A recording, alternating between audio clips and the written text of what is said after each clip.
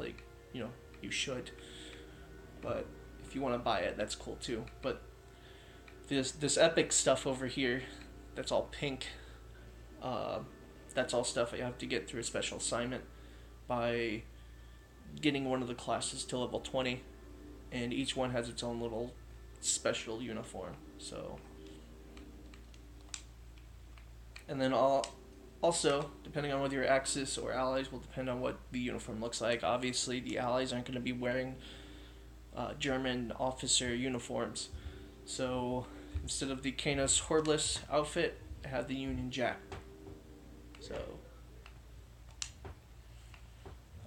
you can change your character. I can't see because I have a fucking gas mask on. But you can change your character. So, I don't want to click on stuff. God damn it. Alright, so you can change your character. It's not doing it. There it is. Alright. Took a second for it to load in. You can change who you look like, which is pretty cool. So you don't all look the exact fucking same. I don't know why the Germans are able to pick women. Don't get me wrong, the German forces did have women in their military, but the women weren't frontline soldiers, for the most part. It wasn't a thing. Women generally stayed behind the lines. They did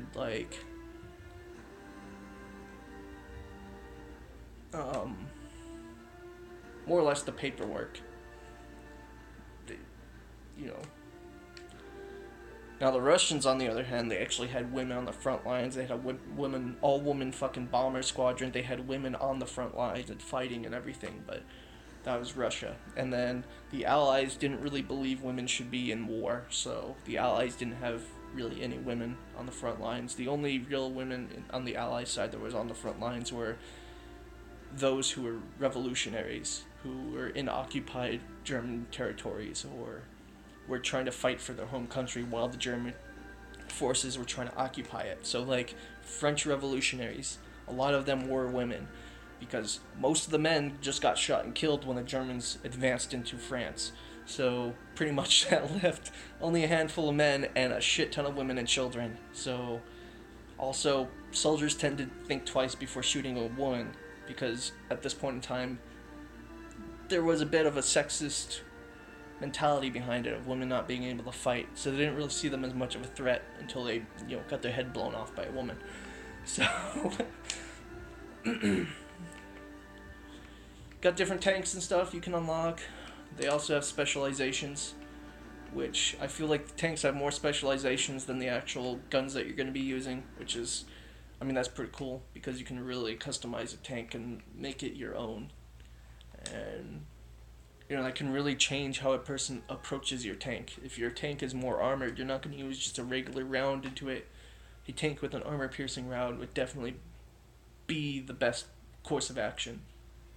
This current tank, I have, what's it called? It's like a coating on the outside, so people with sticky dynamite who try to throw it on there like C4 and shit, their sticky dynamite doesn't stick. It just bounces off of it and lands on the ground, which gives me time to fucking get out of there, because as they're running away, I'm also driving away, and they're thinking, if they didn't pay attention, they didn't realize their shit just hit the ground. So you can also paint your stuff, which I don't have any paints unlocked now. Body paint's obviously coming soon, probably a new update. Got progression, which just tells you specializations and stuff like that.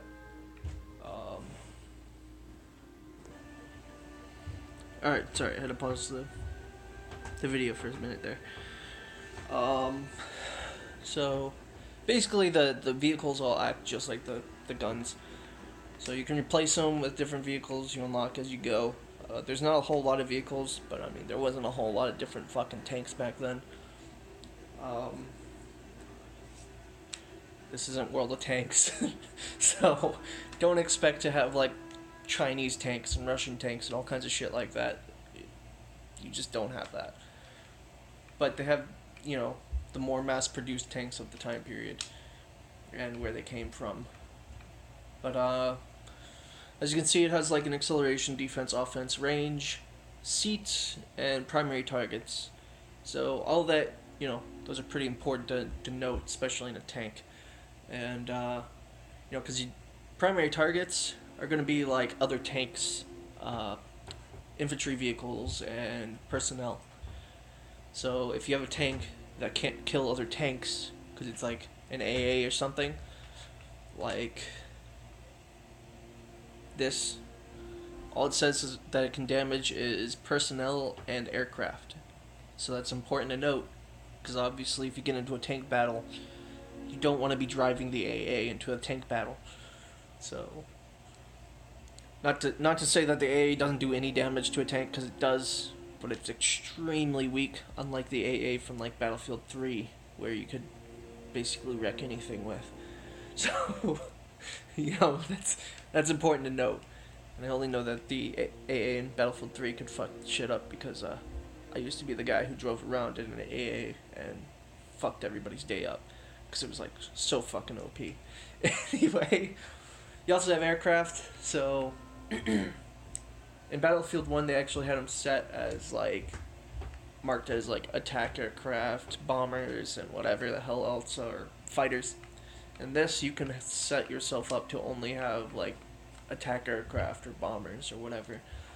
So once again, you're looking at primary targets and how it all flies. You're also going to be looking at seats and, offense, defense, and acceleration. You also want to read the description on the aircraft.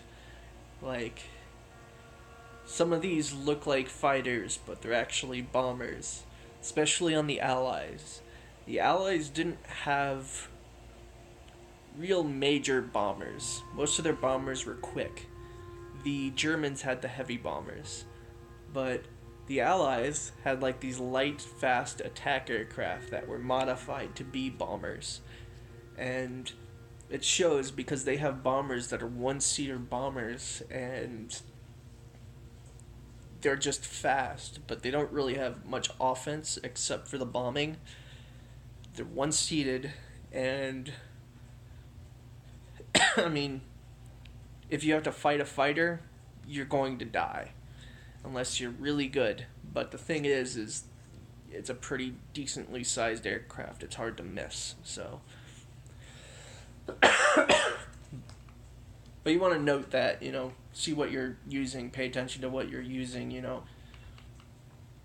There's enough aircraft in this game that you can kind of mix it up a bit. So you don't have to use just bombers or just fighters, I try to mix things up. So I try using a fighter that has bombing capabilities, but I also have fighters that are strictly fighters.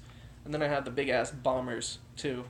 So, just kind of mix things up. I don't like everything to be the exact same thing over and over. But that's generally how all this is. Obviously, the classes are pretty much the same as they always have been. So, Assault, he's the guy with the RPGs and all that shit. Medic, obviously, they heal you. Support gives you ammo, and then the sniper can lay down a spawn beacon, or he also has trip mines. Then you have all your tanks, and then all your aircraft, 3 of each. And you can switch between allies and Axis, but it's basically the same thing, just your character customization changes. They can use each other's weapons despite the weapons being German or Russian or British or whatever. They're interusable, unlike the tanks and the aircraft that are only used on one side. But they balanced out the aircraft so they don't have like a huge difference. Obviously, the Allied Spitfire can fuck shit up with its fucking multiple machine guns. So, there's certain things you can't just balance, but, Anyway, so you got assignments, set for individual guns to get certain skins for the gun, but also for individual classes. So if you're just trying to get more points to a class to try to unlock, like, clothing or unlock more assignments with that class. That's important.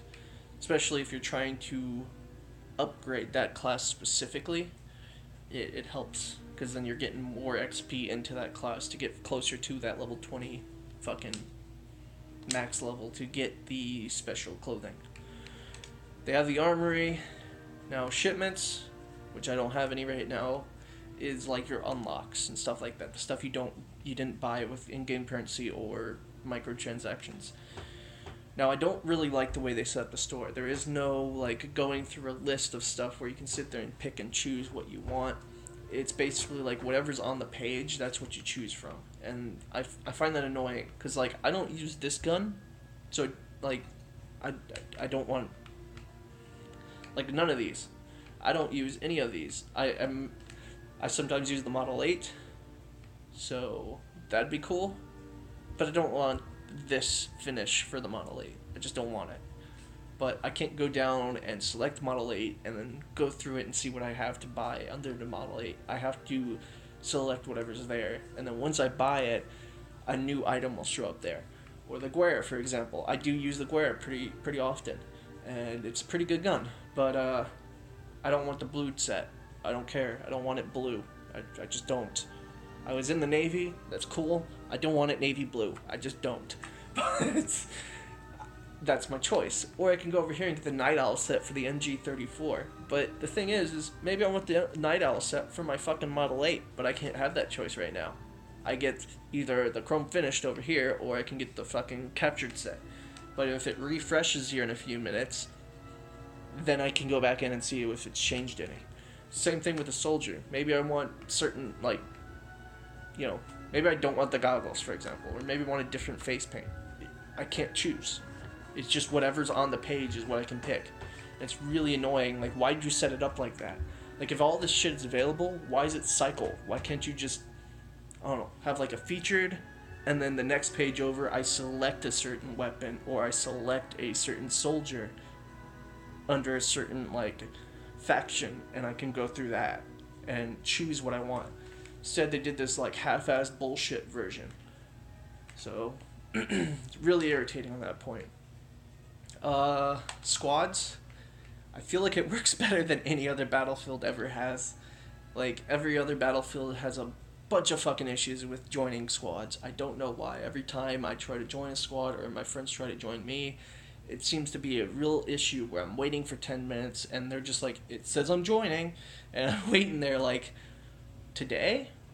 And then finally they join.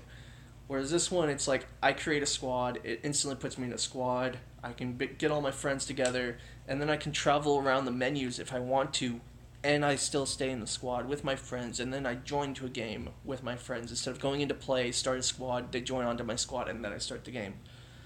So it's, if we're all doing something, we can still squad up, do something, get together, look at stuff together, and then join into a game. So it's a little bit, it's better that way, instead of like Battlefield 4, where it's like you go into play and then you go into squad and then you're waiting for your friends to join you.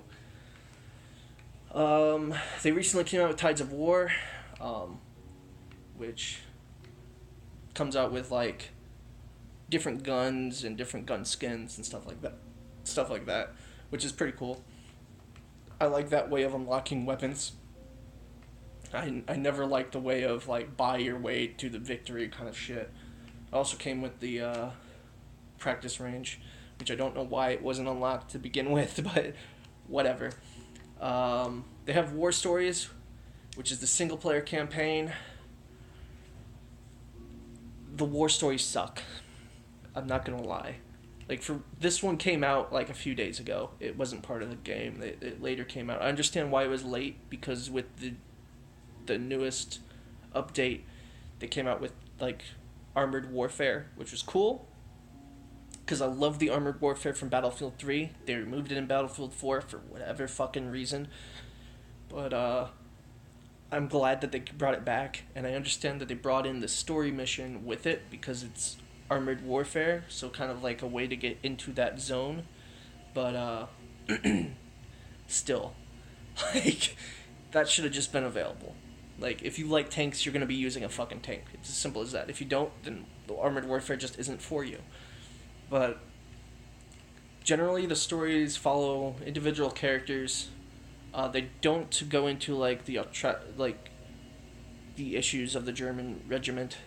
I mean, The Last Tiger kind of does because you're a German officer, and you kind of talk about like you get to see how many people are actually like trying to leave and all that shit, and one of your people end up getting caught, and your officer is kind of getting pulled in two different directions for what's morally right and what he is told is right by German command. And you can see, kind of how, because ultimately the German military was one hell of a fighting force. They had every reason to win. What ultimately truly destroyed the German military was the German military internally. And because of that, it gave us the edge. Like officers started turning on like Hitler because they saw what Hitler was doing. They saw what Hitler was ordering, and they just didn't like it. Which there in Germany currently there is a memorial to the officers and the people who defected from Germany and attempted to kill Hitler. I mean, unsuccessfully, and they all got caught and killed, but it was a huge blow because it made Hitler extremely paranoid of every fucking officer, including his own SS, because some of them were SS. These were people who had an oath to listen to Hitler, and they were trying to kill him. So that's pretty important. But these stories are very boring. Like, Battlefield 1, its storyline was fucking epic. I love Battlefield 1's storyline. That was an amazing route to go. It was captivating. It pulled you in. It made you want to play the story, which was amazing because I hadn't seen that in Battlefield 3, Battlefield 4, or Hardline. There was no real fucking story. It was just like, yeah, I'm just playing this for the hell of it, or for the skin, or for something like that. Battlefield 1, I legitimately loved the storyline. And then they come out with this, which is the exact opposite of the direction they were going. They just like said fuck it when it came to the storyline for whatever fucking reason. And I hate that they did that because it was like they took that mindset of Battlefield 1 where you follow an individual story, but they just shit on the story and threw it all together. And it was just like, why? And then went a cool option of making it more like feel more free roam in the story, which was cool, but they threw away storytelling. And it's just like, what good is a story that doesn't tell a fucking story? And it's just like, there is so much shit you could talk about, especially in World War II. I mean, everything was pretty well documented for World War II compared to like World War I and anything before that. There isn't a whole lot of documentation. It's a lot more he said, she said. Whereas in World War II, there was a lot more documentation. You could have chosen so many different storylines and really portrayed these stories. There's a million fucking movies about World War II alone that are good examples of taking the concept of something and making a story out of it. And they just kind of threw together these stories that were just shitty. And it's cool that they decided, you know what, I'm gonna make them speak in their native language. So like, you know, this girl speaks in Norwegian, this guy speaks in French, this guy speaks with a fucking British English accent, and you know, the Last Tiger speaks in German the entire time. And that's awesome. That's cool. It gets you more into the story. It sucks that you have to read, but at the same time, it feels more real. But then they just give out the shit story. And it's just like, why? Why did you fucking do that? You could have went so fucking well. You had a good fucking start. It looked fucking awesome. And then you just are like, yeah, we don't feel like telling the story. Like, did you just lose budget or something when it came to that? Like, what the fuck? But, whatever. Nobody really plays Battlefield for the story. That's true. I mean, if you go far enough back, Battlefield used to not have a story at all. It used to be all straight up multiplayer. It was basically practice range or multiplayer. So, but if you go into fucking multiplayer, you know, you have all these, you can choose conquest, all that. I never fucking do that. The reason why I've never done that since Battlefield 3, which was the first Battlefield I've ever played, the reason being is not only does it usually throw you in the shittiest pinged server, it also usually throws you in an empty as fuck server. Don't know why, it always fucking does that. So I've heard a lot of people bitch about that, and it's just like, yeah, that's a problem they've always had. Literally just go into the filter and look for the server. Easiest fucking fix. There's no reason to bitch about it. There's a workaround for it. Like, if you don't know the workaround after playing Battlefield for this long, then you're the issue, not Battlefield. But you select whatever fucking game mode you want, select what maps you want to play on, you select how many slots you want to be available in it, you select a region so that you can get the best ping, you can select game size, so how many people are currently playing the fucking game, or not that, but how many people can play the game. You can even select a name whenever custom servers come out. I'm hoping they include hardcore mode. I don't like hardcore mode in Battlefield 1 because it's not really a true hardcore mode. I hope they come out with actual hardcore mode where it's like select game mode and you select it, just like in Battlefield 3, Battlefield 4, Battlefield Hardline even had it. Like, for some reason they got rid of it for Battlefield 1. Don't fucking know why. Dumbest direction to ever go. I just don't understand why they went with it, but they did. You can save your filters, so you can actually set up different filters depending on what kind of game mode you're playing on or whatever, and then so you can go back and select it whenever you want. Go to view servers. I don't know why it just said no servers found, because it says there's 7. There's apparently only 1. It doesn't show up servers that are full. So if they're full, it doesn't let me go into a fucking